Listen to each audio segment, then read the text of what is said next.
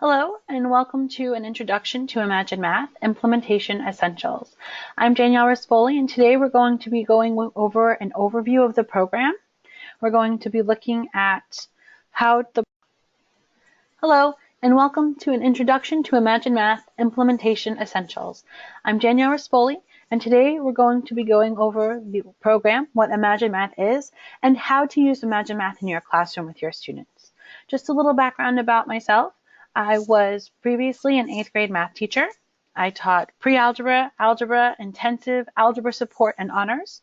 I use this program in my class with all of my students, and now I am here as your customer success manager to help you use the program in your classrooms. So I am here to support you and help you get the most from the program for your students.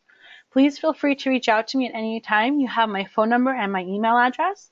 I will be sending you a follow-up email as well, so you have my information. And again, I am probably one of your greatest resources, so please feel free to reach out to me at any time with any questions. We're going to start with an overview of the program. The program is designed from 3rd grade all the way up through geometry, with the intention of students come to us in math class on grade level, but not necessarily prepared for grade level. So the program is designed to fill in those holes and gaps in students' learning so that they can perform on grade level, and math isn't always a struggle for them. Okay, the program starts with student motivation. We know how important it is for students to be engaged in what they're doing, especially in math, and the program does a great way of engaging students and motivating students. Saying that, okay, motivation also has to come from inside the classroom. It has to come from the teacher. You need to believe in the program, you need to see the value in the program, and you need to motivate your students to get on the program as well. And we'll cover that a little later. Okay, there are multiple reports in the program. We know, especially our students, when they sit in front of a computer, they think that we have no idea what they're doing. Well, with this program, you're going to be able to see exactly what your students are doing, how much time they're spending on it, and we'll look at 2 reports today that are really going to help you pinpoint and where they're struggling and how to help them get better.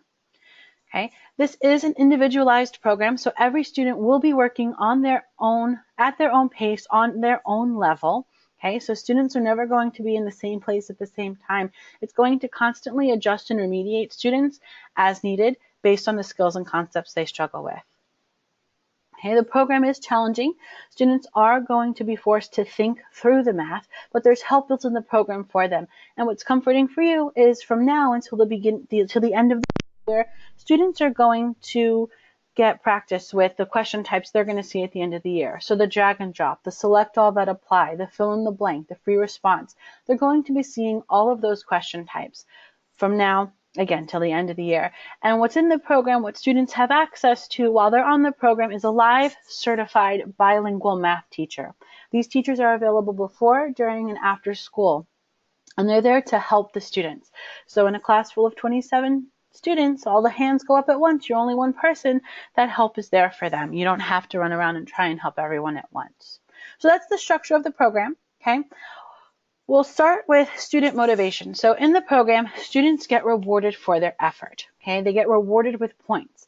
They get 25 points if they get the question right the first time, 1 point if they get it right on the 4th attempt, okay? With those points, students can do 2 things. They can donate to charity. Every month, a different charity is highlighted, and students can choose to donate their points to the charity of the month. 10,000 points is equivalent to $1. Okay, it's a beautiful feature. It's a way for students to give back. However, what students will spend most of their time on and most of their points on are customizing avatars. They can spend points on everything from hair color to shoes to accessories to backgrounds. Okay, this is where they will spend most of their time. You'll see that they can even see the class leaders. They can see their friends' avatars. What you need to know as the teacher is that you can restrict their avatar access. Okay, it's very simple. I will show you how to do it when we jump into the program, but make sure you utilize this feature, especially if you have structured time in your schedule for them to be on the program. You're going to want to restrict that avatar so that when they are on the program, they're doing the math, not wasting time. Right, and I'll make sure I go over the details of that. Now, once students sign on the program for the very first time, they will take an automatic first benchmark. This benchmark is like an initial placement test. It's 30 multiple choice questions. It should be given in a test-like setting, as much of a test-like setting as possible, okay? And you really want students to take it seriously. This benchmark is totally adaptive. The first 10 questions are on grade level. The following 20 questions are based on their answers to the first 10. So no two benchmarks are alike. Okay. Now, once the student completes the benchmark, they'll be working on their pathways. What you, the teacher, will get is you're going to get a quantile measure. It is a composite score measuring a student's readiness level to learn new math, as well as the difficulty of the content. Every student will get a quantile measure that aligns with the grid.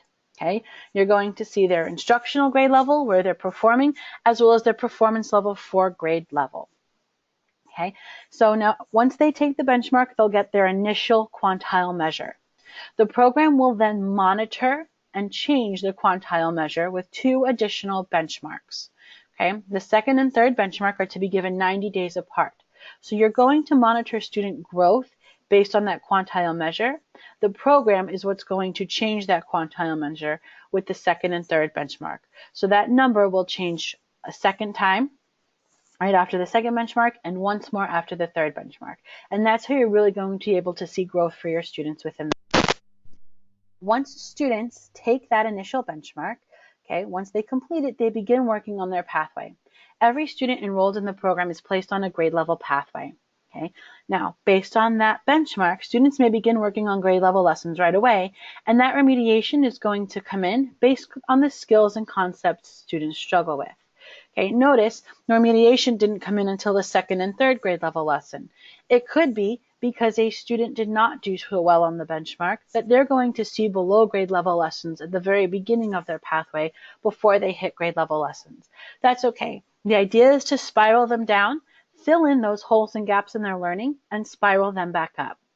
What I want to point out here is this is an 8th grade pathway. You'll see they were spiraled down to 7th and then 6th. It's not always going to be a progression like that. It could be the precursor to an 8th grade lesson is a 5th grade skill.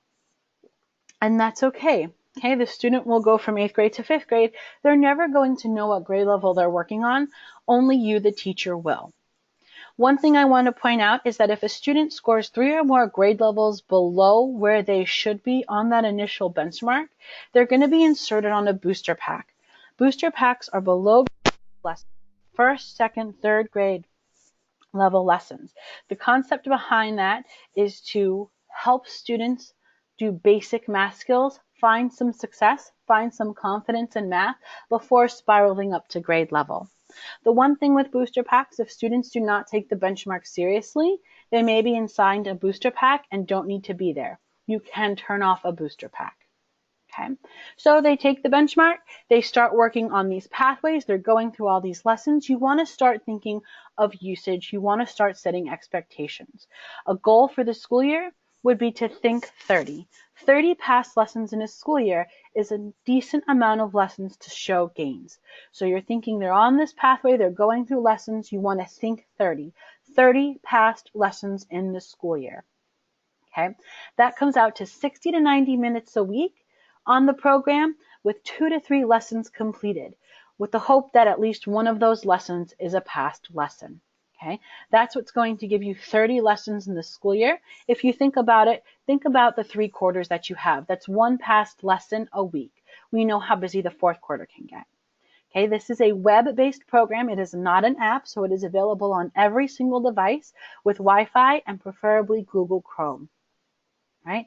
So they're on the program, they're working through lessons, you got them with a goal now, you want to start thinking 30 past lessons. Well, what do these lessons look like? Every